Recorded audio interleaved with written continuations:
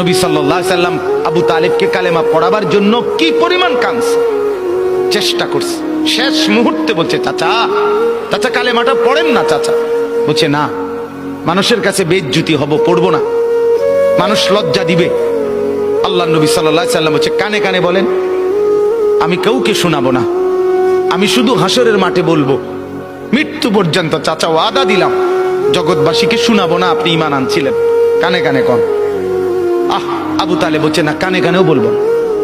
এবার নবী বলে চোখের পানি ফেলতে ফেলতে, চাচা এমনও কইতেন না তো, ঠিক আছে চাচা আমি কালেমাটা পড়ি, আপনি শুধু ঠোঁটটা নাড়েন, আপনি শুধু ঠোঁটটা নাড়বেন, আমি হাসরের দিন বলবো মাওলা আমার চাচা কালেমা পড়ছিল এজন্য ঠোঁট নাড়ছে, এর সুযোগ দেন। চাচা বলছে না না না, আমি ঠোঁটও নাড়বো না। আল্লাহ নবী তখন অঝরে কাঁদতেছিলেন আর চোখের পানি ফেলে বললেন, চাচা আপনি জাহান্নামের আগুনে জ্বলবেন, আমি সইব কেমন? আবু তালেব নাফরমান তখন কি বলছে জানেন? আন্নারু খায়রুম মিনাল আর। মুহাম্মদ, মানুষের কাছে লজ্জা পাওয়ার চাইতে আগুনে জ্বলা অনেক ভালো। বাপ, নিজেদের জিন্দেগিতে একবার ভাইবা দেখেন, আমিও ভাবি আপনিও ভাবেন এমন আচরণ আমার মধ্যে আছে কিনা।